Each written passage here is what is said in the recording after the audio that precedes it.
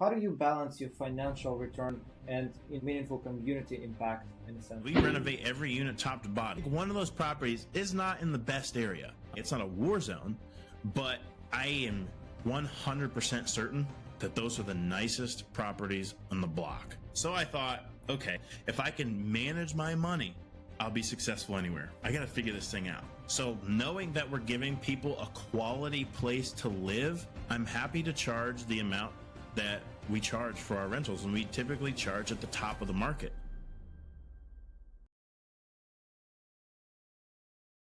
Hello, everyone, and welcome back to The Path of Progress. I'm your host, Alex Kononov, and today's guest brings a powerful story of service, strategy, and a purpose-driven investing. Joining me is Trevor B, a U.S. Air Force veteran turned multifamily real estate investor. Trevor has built a portfolio of 72 units across 19 buildings, all while operating with a people-first mindset that's focused on making a real difference in his hometown of Canton, Ohio. Trevor, welcome to the show. Man, thank you so much. I know we've been planning this for a little bit after our initial conversation, and I'm glad we made it happen. Thank you. I'm excited, man. It will be a blast. So, Trevor, let's start with your story. What was your experience like in the Air Force, and how did you eventually lead you to real estate? Yeah, so I joined the Air Force right after high school. Most of my peers in high school went off to join college, and I had a little bit of FOMO. I went back and forth with it. I wanted to go party and have the college experience, but I hated school. Absolutely could not stand it. And that's a big part of my journey as well. But I decided to join the military. I wanted to go do something else. I wanted to get out of Ohio. So I originally wanted to do special forces. I loved the Air Force Special Forces call, which was basically we do what we do so that others may live. And I loved that "so others may live" tag. So I went and joined up for the Air Force, went through my physical, and I realized that I was colorblind. So pretty much nixed all of the cool jobs that I wanted to do. And the next coolest ones were intelligence, Air Force intelligence. So that's the one that I picked, operations intelligence. They made me seem like I was going to be James Bond, but I ended up getting the job, and turns out it's just a bunch of nerds sitting in a dark room staring at computers for 13 hours a day. But I learned a ton and I loved what I did. So my job was to basically find bad guys. The first few years of my Air Force career, I was just staring at guys in the desert. But that was my time to learn everything I could about weapon systems and different adversaries and all the things that comes along with that. And then I had an opportunity to go work at a special forces unit. You had to go apply. It was a 5-day process. It was pretty intense. And I ended up getting hired. I was the second youngest person to ever get hired for this unit, the special forces unit. And it's probably, it definitely is the most elite Air Force unit on the planet for sure. So I got to go there, and I was working with those special forces guys that I originally wanted to do. So I got to support them. And my job was basically a targeting analyst. So I needed to know who these guys were. We would target terrorist organizations and identify key individuals within them. So I needed to know who you were, what you did, where you lived, where you went on Thursday nights, who your friends were, what time you go out and use the bathroom at 2:00 in the morning. Like, we found out everything. I needed to build a pattern of life on each individual target, and then take that information and brief it to whether it be trigger pullers, peers, or warfighters. Most of the time in deployed scenarios, it was warfighters. And I need to know everything about the village, the sentiment. Are they friendly to U.S. forces? Are they friendly to the Taliban? Is ISIS close? Because Taliban and ISIS, they like to fight, and they don't know who's showing up. Is it U.S. forces? Is it Taliban? And I need to inform them. They need to know clear and concisely what the information on the battle space was going to be. So I did this, and I got rep after rep after rep, and I loved it. It was an incredible experience. I got to meet some incredible people. I got to travel all over the world, and I got to do things that 99.9% of the military will never get to experience. My first deployment, I deployed out to Afghanistan. I was with I was with CIA. I was with Army Rangers. I was working with the FBI. Like, I was their dude, their intel guy. So it was really, really cool. And I did that for a number of years. I was in the Air Force for about 8 years.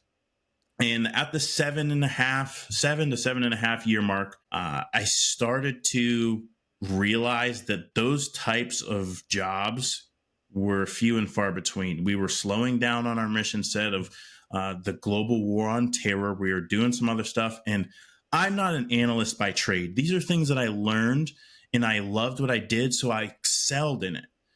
And when I realized that that wasn't going to be my future, I didn't really do anything about it, but I knew this might not be something I want to do long term.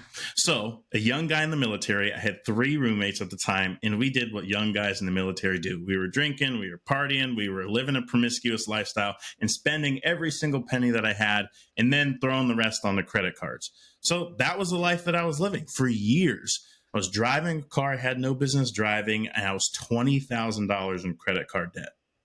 So, my friends and I, my roommates, we all decided to go join the rugby team. And we were playing on the local rugby team, incredible sport, had a blast. And one fateful day on the rugby pitch, I had this ginormous human being. He had to have been 6'6", 350 pounds, at least in my memory. And he came and snapped my leg. And my leg was hanging like a meat hook, Ouch. dude. It was rough, like completely snapped it. And I ended up having to get surgery. And pretty much from the start of my surgery, a blessing in disguise is all of my roommates deployed or they were gone. It was just me. And I'm a pretty extroverted person. I love being around people and I never really get tired of it. But I didn't realize that I needed to have some of that alone time. So everybody's gone, house to myself. I have just myself, my wheelchair, my Percocets, and my Netflix account. And after you watch about 100 hours of Netflix, you start to ask yourself some different questions about life. And I honestly had no idea what I wanted to do. I didn't know if I wanted to, I had no plan for the future, no vision, didn't know if I wanted to stay in the military. I was in for 7.5 years, start a business, get out and go do analyst work as a contractor. I had no idea. And I got really fearful. And I'm like, oh my goodness, I have no plan, no direction. But that fear caused me to take action. I have an action bias. So I thought, okay, the successful people around me are going to get their college degree. So that's what I did. I took a one-off math course and I'm doing Pythagorean theorem. Hating my life. Disgusting. Math, I can't stand it. I love numbers, but I hate long math. Terrible. No application in my life. But I'm committed. So I'm doing it. I'm learning. And I get to the final exam and they're going to proctor it. So they're going to have access to my camera. They're going to look around the room, access to my screen. And to be honest, I was cheating pretty much the entire time to get through this math course. So I quit.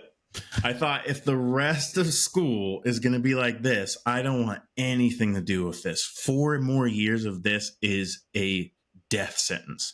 So I thought, okay, if I can manage my money, again, I was $20,000 in credit card debt. If I can manage my money, I'll be successful anywhere. I got to figure this thing out.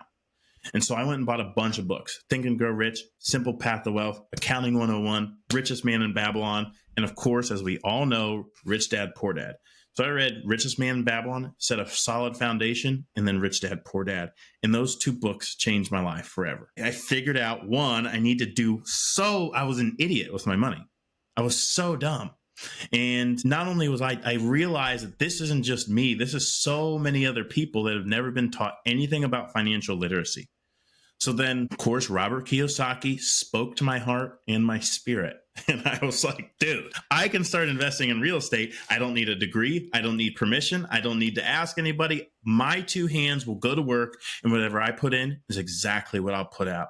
And I was like, boom, I went on this personal development journey alongside learning everything else that I could about real estate, ABCs of real estate investing, how to buy real estate with little to no money down, YouTube galore, podcast every day. I changed everything about myself. I was so committed. I stopped drinking. I stopped spending money. I dialed in my budget so tight that I knew that I could live off of $1,239.36. For 2 weeks, I could eat a 5-pound bag of rice and a 5-pound bag of lentils. And as long as I could buy enough real estate to get me $1,239.36, I was technically financially free. So I just committed to the journey. I mean, I was learning everything I could. And again, that bias towards action. I was like, I got to take action. And so I took a class at my local community college, and they had a real estate investing course where you could learn about flipping, rentals, wholesaling, foreclosures, bank owned properties, the whole thing. And I realized access to the VA loan, 0% down up to 4 units. So any of the veterans out there listening, absolutely game changing loan product. I thought multifamily is my game. That's what I'm going to do. So I took my VA loan. After I climbed myself out of debt, I sold my car. Like, I was driving a Toyota 4Runner, loved it, but I wasn't driving it because I had overflow and access. I was driving it because of the way that it made me feel when people saw me driving this car as a young guy. Stupid, egotistical, but hey, that was just what I was doing. But I sold my car, traded in for a 2004 Mazda 3, and I was just cruising, man. I loved it, and I loved the journey. My roommates came back, and they're like, who is this? Who are you? Who is this person? Because I didn't drink, I didn't go out, I didn't do any of it. So I went and I was walking properties. I was running deals every single day, running the numbers. I ran hundreds and hundreds and hundreds of deals because I needed to know what's a good deal and what's a bad deal.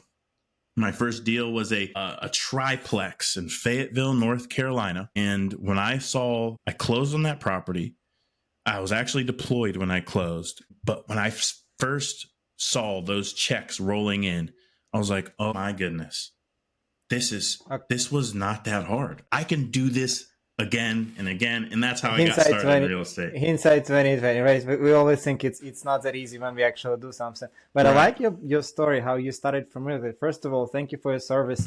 Going through this process actually gave you so much of this education. You educated yourself how to be in military, how to be intelligence, and I feel like it's a due diligence on steroids, right? You know how to do diligence on every single person. Now you translate this to real estate, you're unstoppable.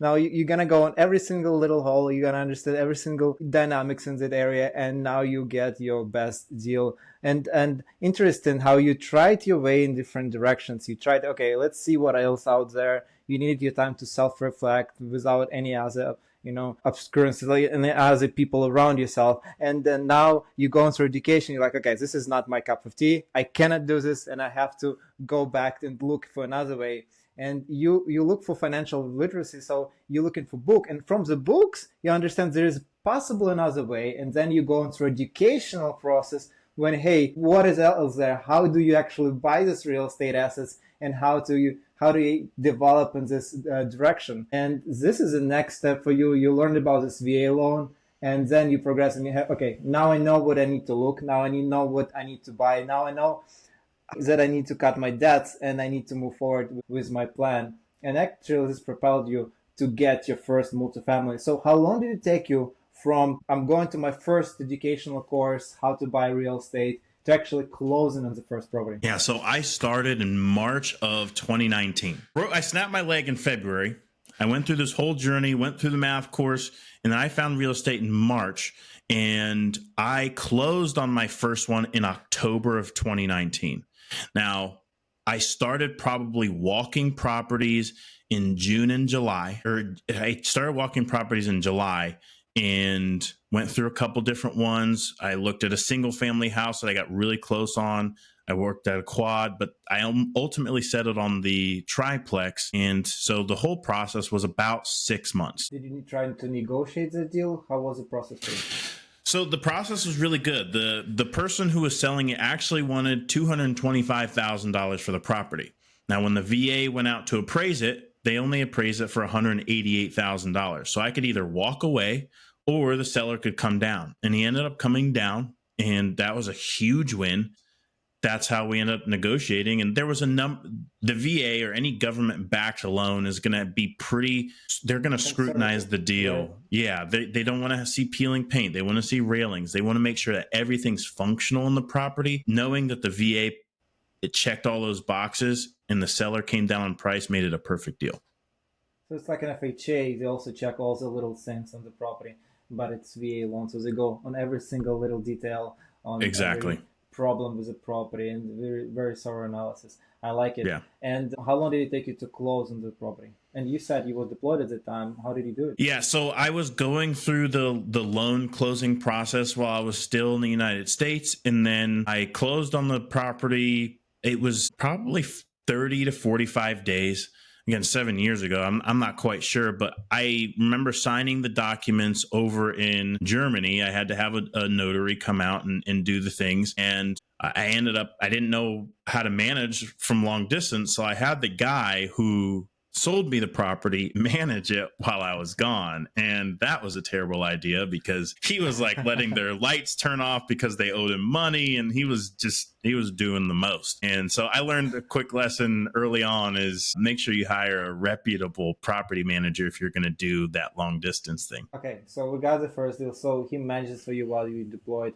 What was your next deal? How long did it take you to actually to go through the first one, save more money, and go to the second one? Yeah. So by that time, when I was on deployment, I was still in this same mindset. And when you're deployed, you make a lot more money than you do when you're not deployed. So I was saving every penny. Every penny. As much free food that I could eat while I was on deployment, I would. We have these things called stinger bars.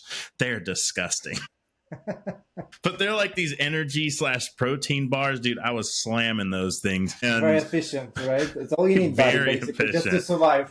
Yes, exactly. And so I got back from that deployment, and I think I went under contract of my next deal in February or March of that in 2020.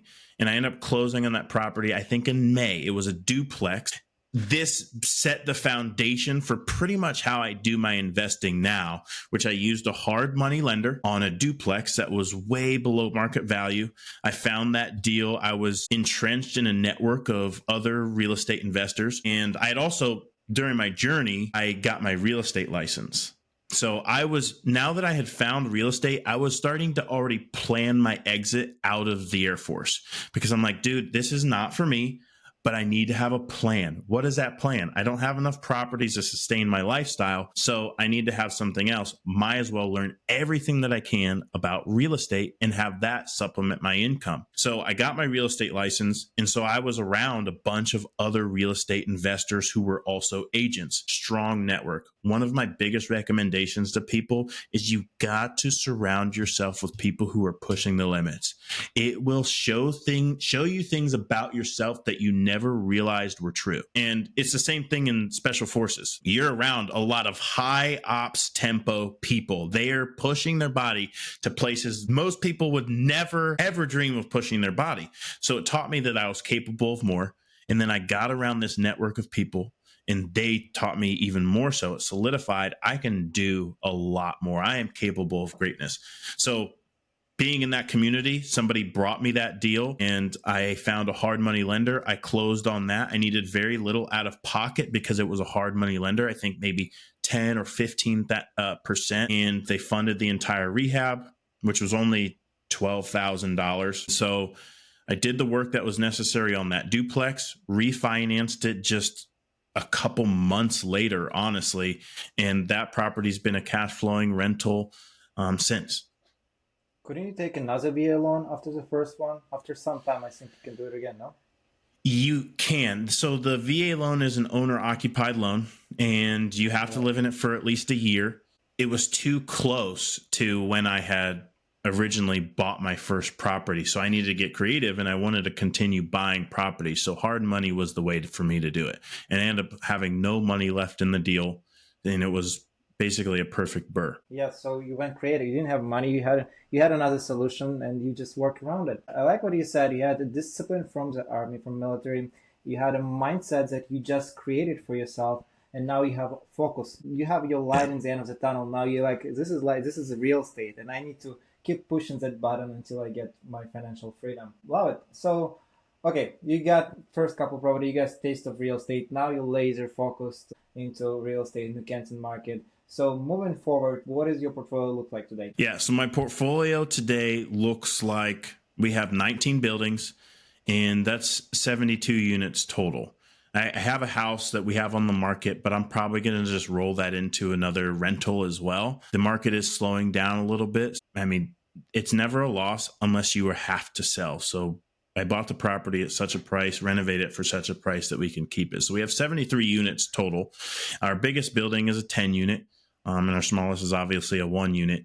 And eight of those units I do have with a 50-50 partner. After I bought that second deal, that duplex, I had no money left. After I put down that 10 or 15%, I had like $400 in my bank account. And if anything were to go wrong in one of those units, I was absolutely screwed. Praise God that nothing catastrophic happened. And so I came to, well, it was kind of funny. My then business partner, he calls me. He was in West Africa on a deployment.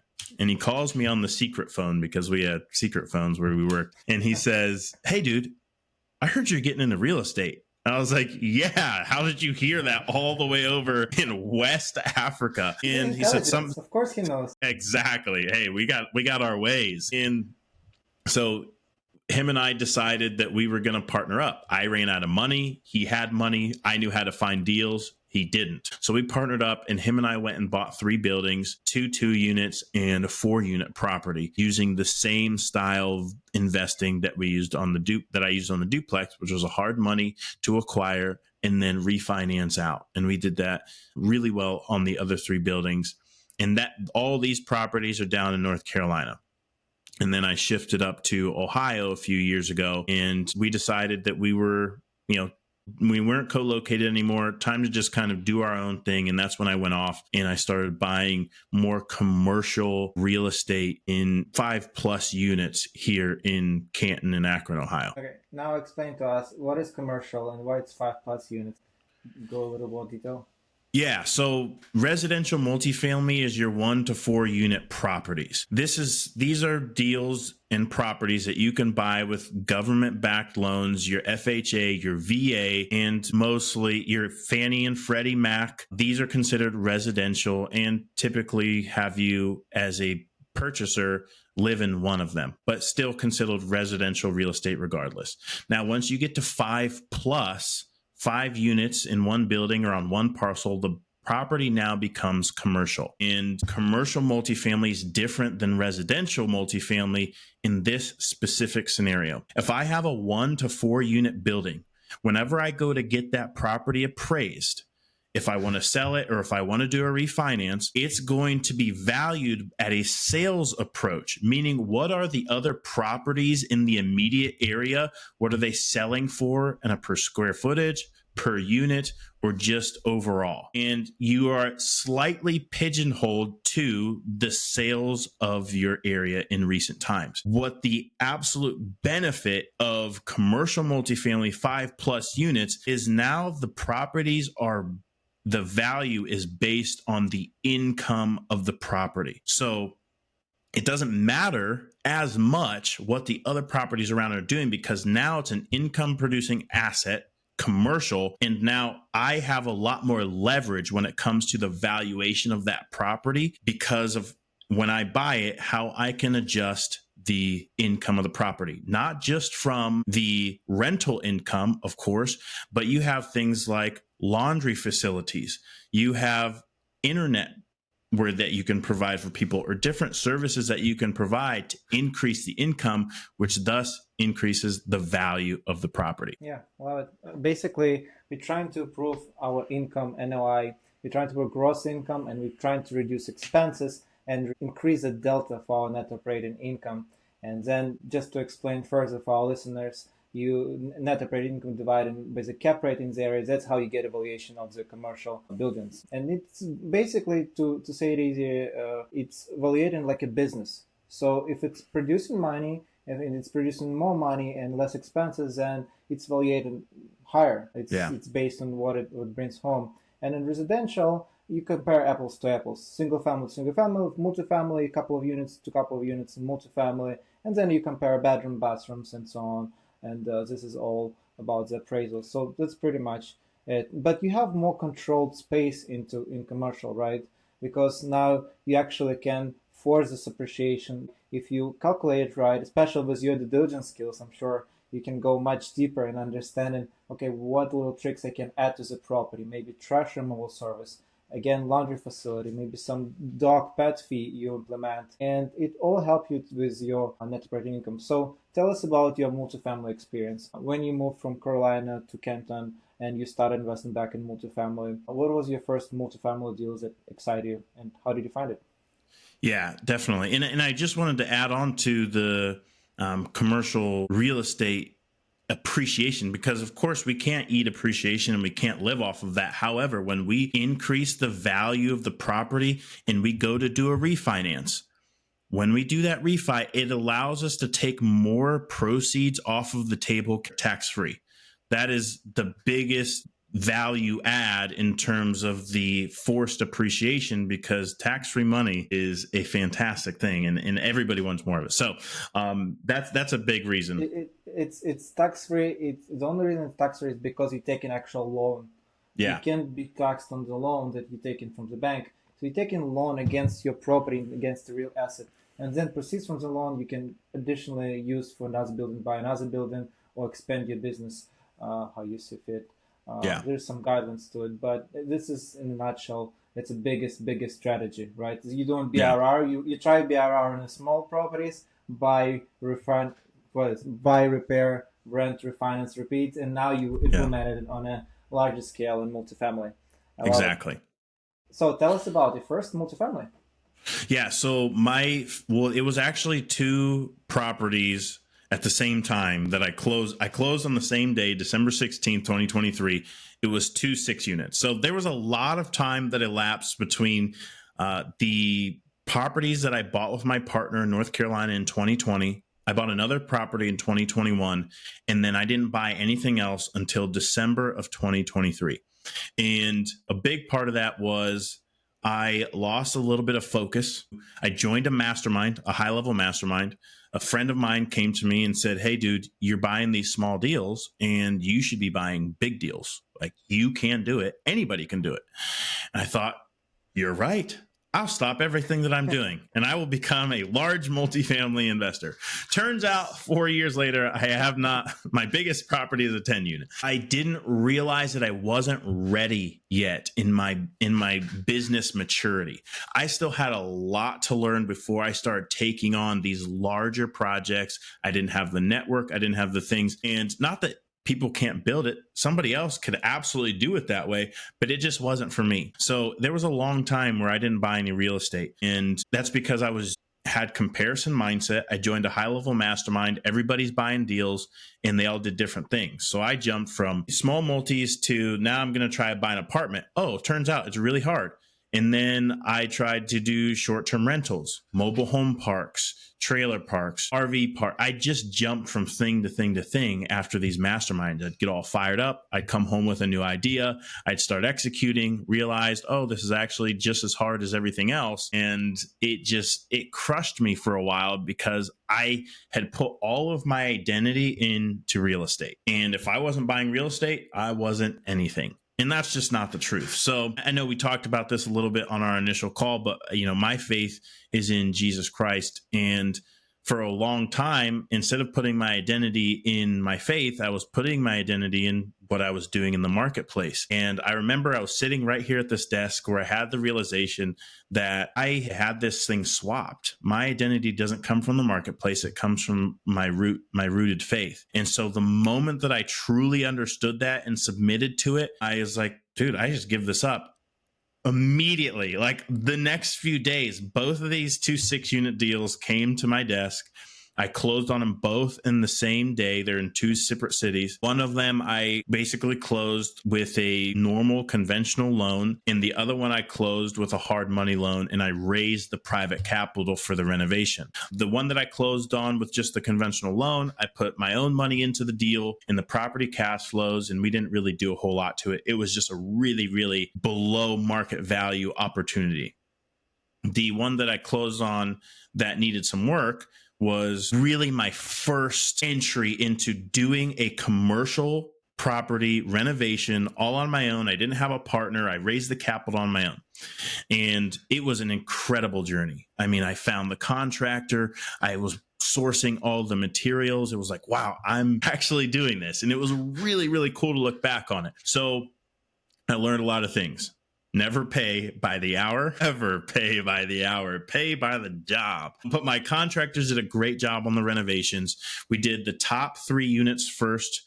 That way, if there's any plumbing issues, we wouldn't have it spilling into the bottom units, and we could rent out those units and start bringing in income as we were finishing up. And that's exactly what we did. And we ended up going a little bit over budget, probably $20,000. Luckily, again, I had built a strong financial foundation. I had some money in the bank to be able to cover that and get us across the goal line for the renovation. And just another thing I learned is just my capacity to deal with things had become greater, because there's going to be problems every day. You just got to solve them. And again, my bias for action was a huge asset here. And finished the renovation, and then we started the refinance. And this was a pretty long process. I was doing a debt service coverage ratio refinance, which is most banks want to see for simple numbers, if my loan payment is $1,000, they're going to want to see that I make at least 1.25% of that, or $1,250 at least, in order to do the refinance. And all they're really going to look at is my credit and that I have a little bit of reserves in the bank. So I met the criteria. We started the refinance, and this lender ended up dropping us. And that was tough, because I have my private lender who trusts me completely, his money on the line, and I didn't know exactly how we were going to get through it. But another lender ended up picking it up. The property originally from the first lender appraised at $330,000, and I was going to have to come out of pocket on the refinance, even though I thought the valuation was way higher. They didn't see it that way. I wrote my whole rebuttal, just like an analyst would, very in detail, and they said, nope, $330,000. So they ended up dragging it out for 2 months, dropped me. Another lender picked it up. They did an appraisal. It came back at $375,000, which was beautiful. I was able to pay off my hard money lender, pay the investor plus his interest. And I even gave him a little bump just because I wanted to make him happy. And I was really excited that we were able to go full cycle on this thing. And I had a small $3,500 check that came to us tax-free. So it was a really cool experience. Now that property is an absolute crusher. I think it has like a 2.25 debt service coverage ratio. It is just an absolute beast. And it gave me the confidence. I was like, okay, now I know that I can do this. It gave me the confidence to go step into some larger opportunities. Buy it for, so it's appraised at 375. So I bought the property for $145,000, which is just absolutely insane. It was $22,000 per door. Exactly. So, and then we ended up putting about $16,000 per door into the renovations. And looking back, man, knowing what I know now, it's still an absolute huge win across the board. But knowing what I know now, I could have saved myself a lot of money. But yeah, so we bought it for $145,000. We put about $100,000 into it, and it appraised for $375,000. So basically, you were 40,000 in per unit, and you appraised at 60,000 per unit, 60, 63, 60. Yeah, I think it was 67,000 a unit. 60,000 a unit. Nice. Yeah, and really. Yeah, it was great. So what LTV did you refinance? 75 LTV? What was your? So that was a 65% LTV. 65. I was hoping for a little more, but that was just the lender that I was running with, and that's what it was. And honestly, by not taking the cash, I have a lower payment over time. So not a huge deal, and it worked out as a big win. Interest rate probably, right? What kind of interest rate did it give you? I think we got 8.6. It was originally supposed to be 8, but just because things kept getting drug out, it was increased over time, but still, again, I won't complain about it. Finish line. Exactly. Yep. Exactly. All that matters. You cashed out. You finished your cycle. You did all you needed to do, and now it's cash flowing handsomely. Yes. Win-win. It still doesn't matter really what rate, and in the end of the day, if it's cash flowing, it's cash flowing. If you're able to pay off all your creditors, debtors, then it's still a good deal.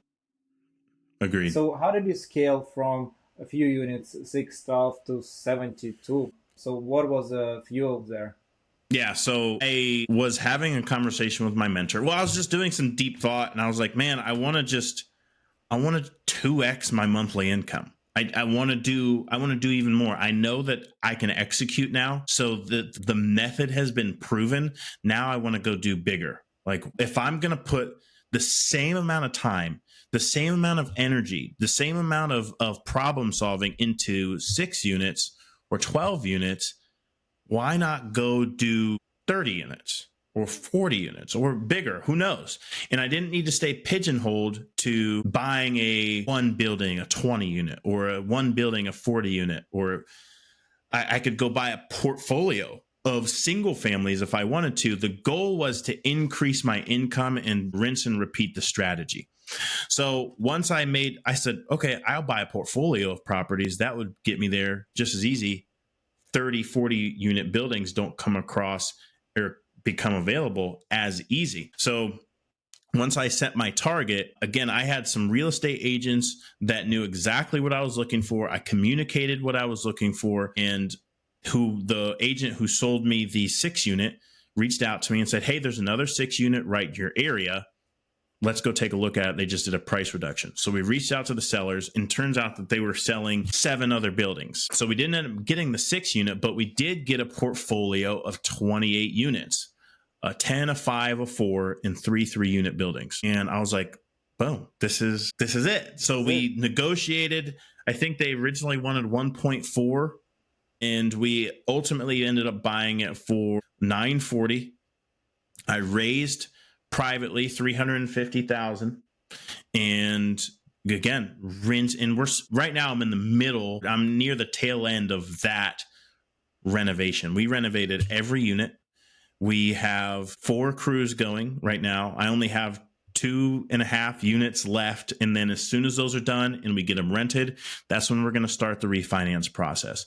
What I learned from the 6 unit is not to back myself up to the end of my maturity of my loan, because then I have to go with the first lender that says, yep, we're good, let's move forward with this. I want to give myself options. So now, again, this is a commercial asset. When I go to do my DSCR refinance, they're going to want to see that I have cash flow coming in and it's consistent. So I'm going to get my units up to 90% occupancy, get all those units done, and then start the refinance process with 90 days left of my loan maturity.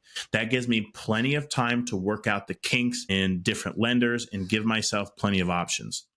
And And then, Trevor, shop yeah, around, man. I mean, get a few yeah, lenders and let them bud their heads. Sometimes they need business, and also as real estate market dry, lenders also pretty much dry on their financing on quotas. You know what they're trying to do. So what I did in the past, my 7 unit, I actually got a few lenders, and one of them dropped out. I had 2 lenders in the end, and they like, okay, I can give you 1 point, another one, I can give you no points, and I'll give you at this rate. And I'm like, I'm starting butting heads for them. I end up getting a really good rate just because I had 2 competitive lenders trying to get the business. yeah, that's a really great point. And so what I've already started doing now, I'm 4 or 5 months away, is I'm already having those conversations with folks. I'm already warming them up. I got 3 or 4 different guys that I know, hey, as soon as I'm ready to execute, we're going to have conversations. The thing that I am looking to do the most is make sure that my valuation is as high as possible. That way, when I go to do the refinance, I can pay everybody out fully and completely and move on and have a cash flowing portfolio. And one of the reason I wanted to do it this way is because it allows me to keep all the equity. Not that having a partnership is wrong or bad. Some people like it. I thrive when it's just me. I thrive when it's me carrying the responsibility. I just know that about myself. When my back is against the wall, dude, I'm going to fight like a maniac to make sure that all the things are done and they're done appropriately and they're done efficiently. And so through this, I keep all the equity in my deals. And then say I want to go jump out and do a 100-unit opportunity with somebody that I'm close with, a friend that I've met along the way. Now I have a solid foundation of cash flowing rental properties that I can fall back on if anything goes sideways. If I need to pay my investors out, I have cash flow. If something happens in the economy, I have cash flow and I don't need to rely on going and doing these bigger deals in order to stay afloat here back home. So after the 28 units, the first 6 unit that I did that I just told the story on, another agent knew exactly what I wanted to buy. He knew I wanted to buy multifamily properties in the Canton and Akron area for these specific price points. He sent me a property 7 doors down from that 6 unit. He said, "Hey, I didn't know if you saw this was for sale." We reached out to the seller. He's selling 2 other buildings, 17 units total. And I was like, bro, what? This is amazing when you're focused, when you're dialed in and you know exactly what you want. So we negotiated the price down and we ended up getting those for somewhere around 40 a door. They're in nicer areas. Most of them are 2-bedroom properties, and we've renovated 7 of those and we have 10 left. So that's Okay, kind of the. we have Go to ahead. talk about your negotiating strategies. How did you negotiate first deal from 1.4 to 960, and now this one at 40,000 per door? Tell us about it. Yeah. So originally, the first thing is, hey, we're going to buy all these properties. We'll buy them all. We'll take them off your hands. It's clear that you don't want them anymore. Let's bring that price down and get us clear to close. So that was the first tactic. And then, of course, I got all of the properties professionally inspected. I didn't go in there and look at things like, oh, yeah, I've made that mistake and I won't do it again. So I have my inspecting partner. He comes in and he does a once over on everything. So then once I have all that information, now I go through the due diligence. Now I find all the things that are really going to cost me big money, and I use them as tools for negotiation to bring the price down even further. So knowing that once the properties get to a certain price point per door and how much renovation I'm going to put into each one with a buffer, if I can get it at the right price point, great. If we can't, then I'd walk away. I've got to be okay and comfortable and not let my ego take over. It's all about door count. It's all about no, it's about cash flow. It's about longevity. It's about, I'm going to be around, God willing, for a while. So I don't want one bad deal to eliminate all the good deals that I've done. So I want to make sure that we get the right price point. And that's really it. Those are the things that I use in order to bring that price down. And last thing is I always go way below. So we ended up at 940, but my original one was like 870. And then we work up to the number that actually works for me. I learned that from, I can't remember exactly what book. It might have been the book or something like that, but those strategies really do work. And I tried the wholesaling game. So I was listening to all the guys who are crushing it in the wholesaling game, and those guys talk to people every single day. So I implemented some of those strategies as well. Yeah, I think it's important. Like you mentioned before, there's so many directions in real estate, right? And we always get interacted one way or another. Like, hey, mobile home parks, cool. Let's do mobile home parks. Okay, wholesaling is awesome. Let's run to wholesaling. Okay, what else is out? Self-storages. Let's try self-storages. Yes. And it's diluting your attention very much. But I like how you focus on multifamily. You put your intention out there with your brokers, with other partners, and like, hey, I'm here, I'm in the area, I'm local, I have advantage, I'm boots on the ground, so I know what's going on, and I'm gonna execute on those deals. So if you bring me the deal, I'm actually gonna get it to the finish line.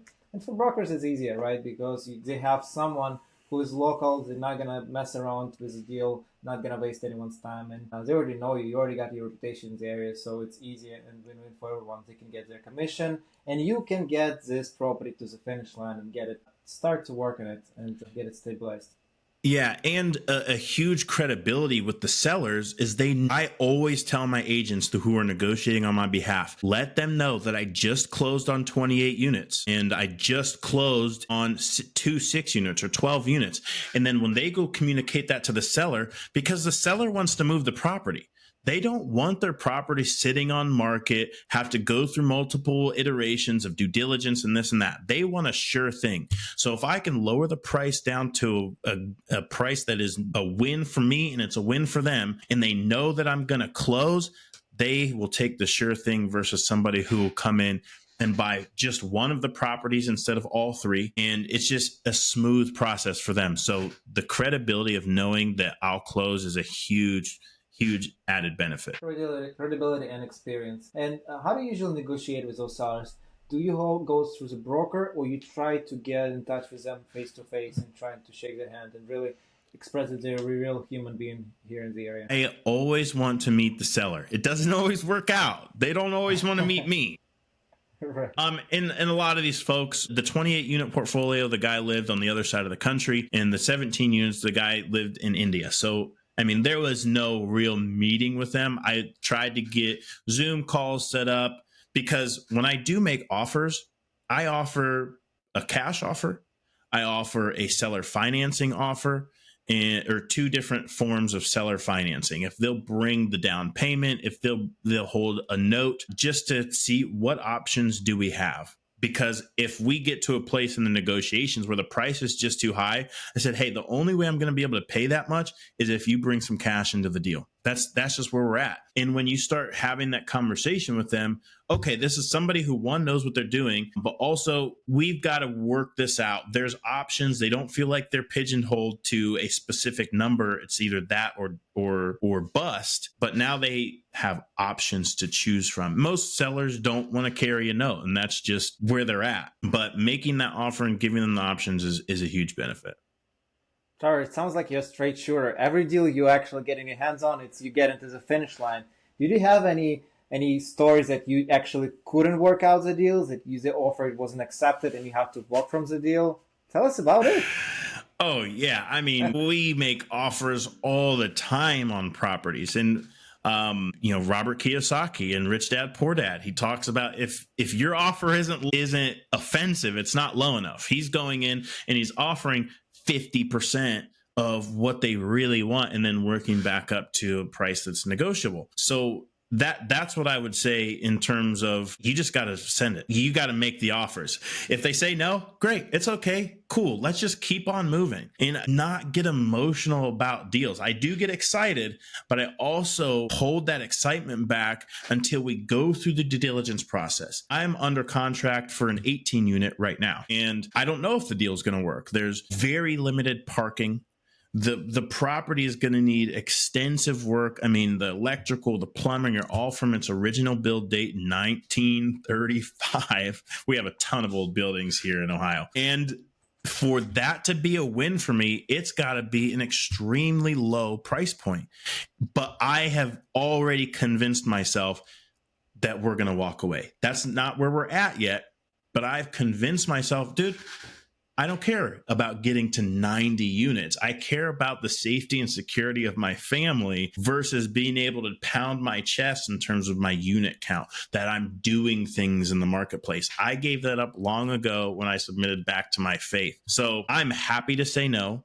There's not a specific story that stands out to me, just that I have 19 buildings right now, but I've probably made hundreds and hundreds of offers on properties, to the point where people are emailing me back and they're very upset. So it's just about reps. I think it's very important to mention for our listeners, it's not about like, hey, what is my success? And I got this offer and I get it done. I got this offer, I got it done. But you got a pipeline of offers. You actually working yourself in that pipeline, trying to get those deals done. And it's not all of them are wins, and it's okay to have some no's, because in the end of the day, it's appraising. It's multifamily appraises as a multifamily. So as a business, it appraises as a business. So you have to run it as a business, and if business has a money pit there, and it's like you have to put a lot of money to sustain it, and actually not cash flowing, and you're going to be negative cash flow on this. So what's the point of doing such a business and buying real estate? At the end of the day, you need to make money on it. Otherwise, there's no charity, right? You don't want to contribute your time and money into the property that, in the end of the day, you won't be able to sell it and make some money on it. So yeah. What's the point? My bookkeeper, he exclusively works with real estate investors, and he works also with a fractional CFO specifically towards real estate investors. And he told me, you would be surprised how many real estate investors are not making any money. They're not making any money. A lot of times it's about door count. It's about ego. It's about, and some people, they invest in property so they can have a place to put their cash and they're not worried about cash flow. Maybe that's the case. But for me, in my house, we like the cash flow. So we got to buy right, and we've got to really know our market and what's possible for us and that we can execute. Because the easy part is closing on the property. The hard part comes when you got to operate that beast. And I like it that you actually have a business plan of renovating all of those units. There's plenty of bad landlords that just buy since and trying to squeeze every little thing out of it and not touch it, put a lipstick on a pig and let it cash flow. But you actually providing a good housing for the community. It's a meaningful service for the environment, for the city, I think.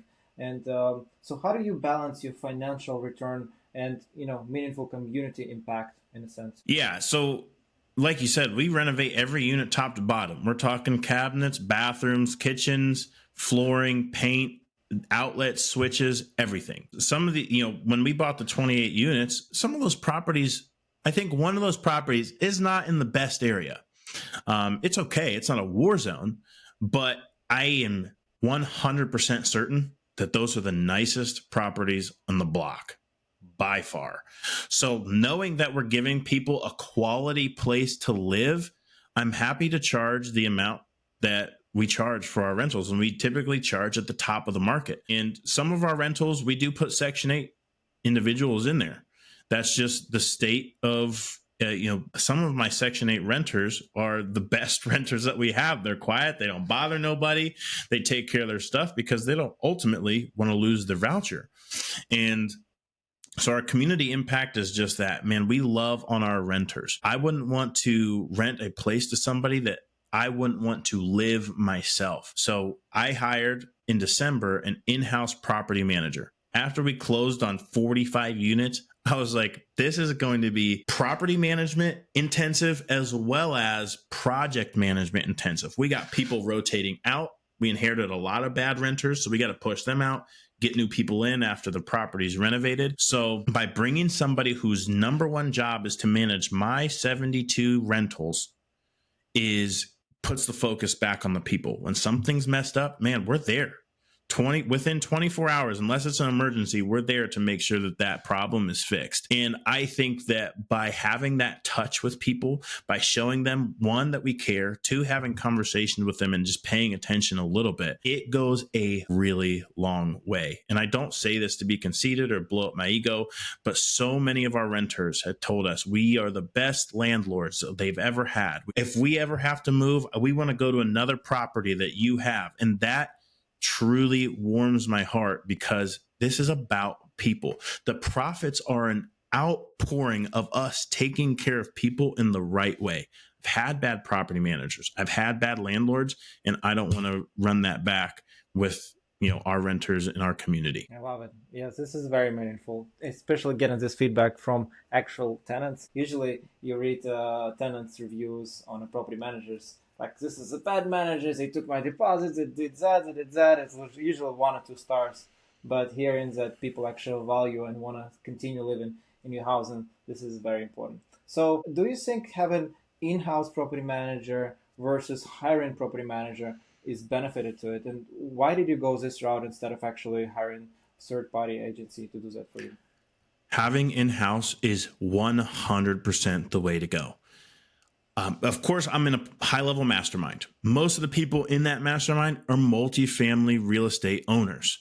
And the stories of third-party property managers that have either been fraudulent, they overcharge, they don't care about the renters, they don't care about the properties.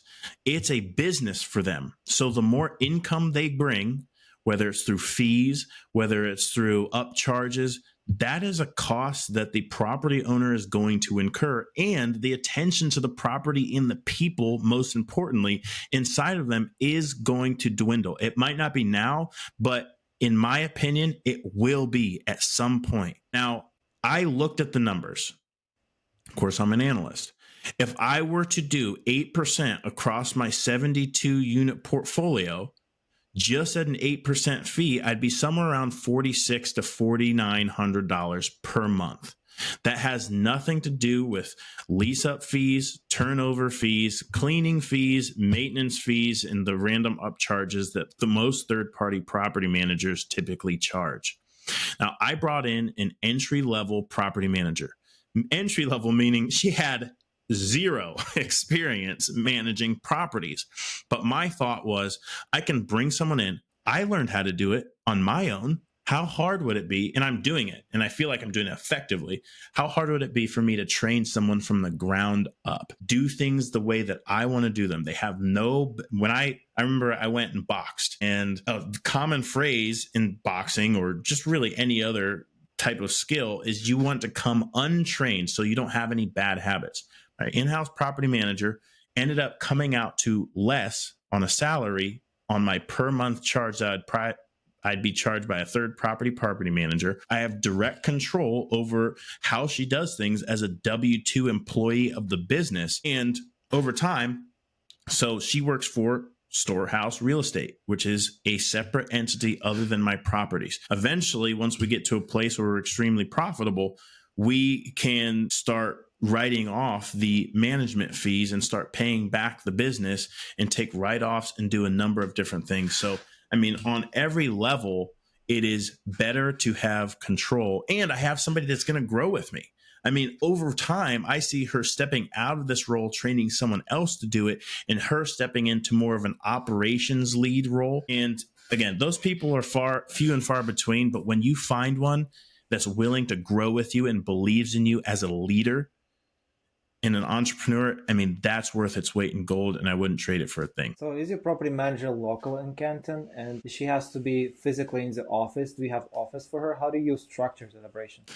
Yeah, so she works right. Her desk is right behind mine in this very office. She works here Monday, Wednesday, Friday, and Tuesdays and Thursdays she works from home, or she works from the coffee shop, mainly because yes, this is my home. I just have a separate office, and that was the way to keep overhead costs down. I don't need to have a lease for an office building.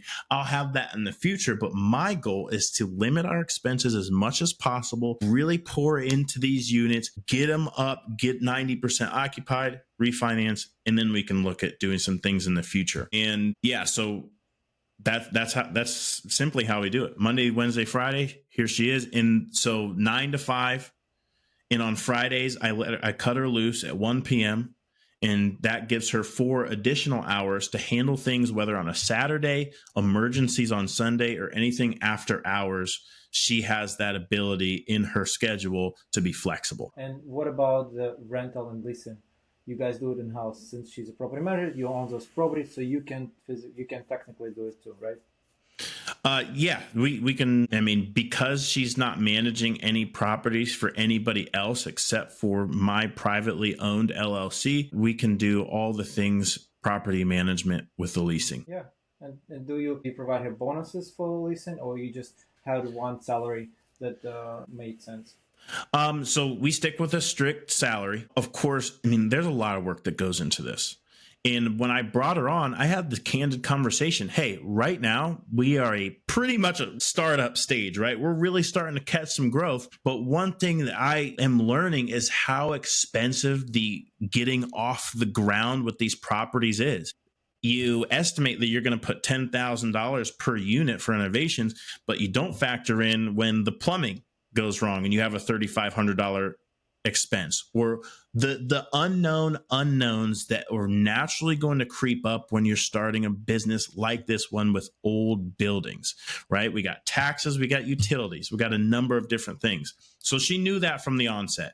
But my goal and my heart is to, as she sticks with us, she's been with us for about 6 months, sticks with us, we get through these refinances, boom, I would love to increase her salary as much as the business can afford to do while we still continue to grow. Now, when she filled up a 5 unit. It was completely empty. She filled it all the way up. I gave her a bonus gift. I bought her some AirPods. I give her little things. I give her coffee credits when she goes to the coffee shop. I offer her $150 per month towards her health care that goes into an account that is a tax deduction for me and tax free for her. And those are some of the incentives that I provided from the onset so that she would be happy to do the hard work, not be upset that she's not being compensated appropriately, but also, like I said, she's someone that I want to grow with me. So over time, I'm going to increase her salary as appropriate. And if there's some showings on site, she's going basically and handles the showings for you, right? She handles everything property management. We have a little bit of a handoff when it comes to switching from property management to project management. I handle the property and I handle the unit from the inception of its renovation process all the way to the end. We do a joint walkthrough. We both have our checklist. Until these things are done, it's not a property management issue. It's still a project management issue. I get those things checked off. Boom. Once those things are clear, we get professional cleaners, we get professional photos, and that's all on her. And she takes it all the way through the lease up process and manages it from that point forward. Why didn't you go W-9 route as a subcontractor or contractor? Why did you go W-2? I went W-2 because, and I've had many, many discussions with people who have 1099 contractors, who have W-2. 1099 contractors, you can't dictate their schedule. You can't say, be here at this time and leave at this time.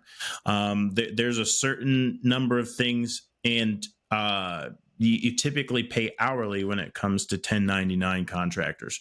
I went the W-2 route because it establishes us more as a business operation. We're paying payroll tax. We have unemployment. Should something happen, she's going to be taken care of. Not if something happens, well, you're cut loose and sorry about your luck. You're going to have to find a new job. Those are some things that, of course, I can't predict the future, but I wanted to make sure that I'm doing the things necessary now to protect her in the future, because she is a reflection of me. She's a reflection of the business. And I wanted to give her that assurance that, hey, dude, you're part of the team.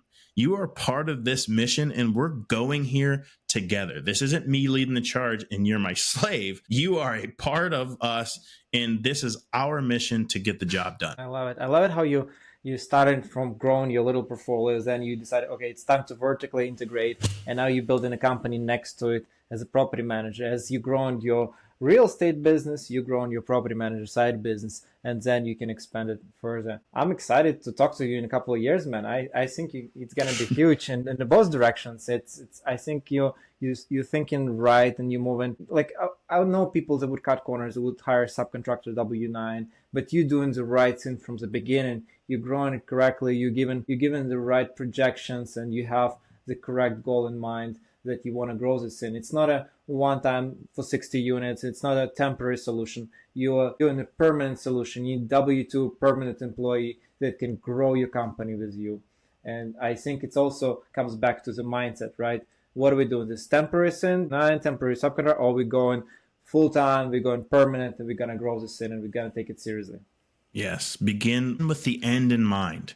I don't know whose quote that is, but it's stuck with me ever since I went on my personal development journey. Begin with the end in mind. Where do I really want to take this, and what do I want it to look like? Do I want to, scrap some things together and build something that, the people themselves who are operating don't really believe in? Or do I want to build a machine that can operate when I'm not here? And I got a taste of that. I just got back from Mexico. My wife and I went down there for a week, and it was crazy because it's like, wow, there's this person who I trust completely, who is handling things that I don't have to handle. And I really can step away. And that stepping away isn't just so we can go to Mexico. That stepping away is so I can refocus, reprioritize, and figure out, man, where are we leading the business? Where do we want this to go? Where's my 20% of focus that's going to move the needle the most need to be? And I've been able to dial some of those things in. I think it's important. You're doing a great thing, man. Okay, I have last few questions for you, Trevor. I know it's been a long time, but I have quick hits, light and round for you. So whatever comes to mind, just give it us, and let's move forward. So one book or resource that made a big impact on your business mindset. That is 100% the Bible. I got this beast sitting right here. And more specifically, because there's 66 books in there, the most important one for my business growth has been the book of Proverbs. So Proverbs was written by King Solomon. He was king over Israel. He was considered to be the wisest person who's ever lived besides Jesus, and the wealthiest person who's ever lived. They assessed that his gold was worth trillions and trillions of dollars. My mentor challenged me. He said, if you read a chapter of Proverbs every day for a year, you'll be wiser than all your peers. If you read a chapter every day for 3 years, you'll be richer than all your peers. If you read a chapter every day for 5 years, you'll be a multi-millionaire. I've been reading chapter of Proverbs every day for almost 2 years now, and it has absolutely changed my brain and my life. There's not a personal development hack, trick, or truth that does not already exist in the Bible. Most important trait a new business leader or investor should develop? Humility, for sure. I'd say humility is number one because oftentimes my ego gets in the way. And I find that to be true across so many other people that I've come into contact with, and just in our everyday life, how often our ego is getting a say, and it's the loudest voice in the room. Yeah. So by being humble, I get a chance to effectively lead the people that are in my employ, not just Mila, my property manager, but all the renters that come to me with problems or come to us. Because the moment you show up on a job site, people are coming out to talk to you. I don't care what's going on. They can smell that you've pulled into the driveway, and here they come. Hey, Mr. Trevor, I got something for you, brother. Humility and quieting the ego, it gives you the ability to listen. And when you can listen, you can actually hear what's going on and solve the problems as they come. Very true. Okay, one thing you wish you had known earlier in your real estate journey? Thing I wish I knew early, and I'll just stick to it. To have staying power. If you have yes, you got to just put your blinders on. And I did that, but there was times where I got off track. Put those blinders back on. Go back to the roots. Go back and read the books that you initially got on this track on, and refocus and just keep going. I wish I had gone an inch wide and a mile deep instead of a mile wide in an inch deep. And now that I have that focus, I'm seeing the reality of that truth. I love it. Okay, Trevor, I have one last question. If someone wants to connect with you, learn from you, or invest alongside with you, what's the best way to get in touch? The best way to contact me is on my Instagram account at Better Trevor. Super simple. And then I am getting ready to kick off a YouTube channel where I just teach the basics of real estate investing. And that is at Trevor B. West. Love it. Trevor, thank you so much. I really appreciate our conversation. I mean, you sharing your journey, starting from service, scaling portfolio, and even building company alongside it, management company. And it's all this purpose of building and helping the community. Yes, you're doing great, and you're doing work that really matters. Thank you so much. Some days it doesn't feel like that, but I keep my eyes on the prize, and I just keep my head down and keep pushing. Thank you very much for having me. Keep your blinders on, man. Keep your blinders and keep pushing. And to everyone tuning in, thanks for listening, and always keep moving forward. Okay, bye-bye.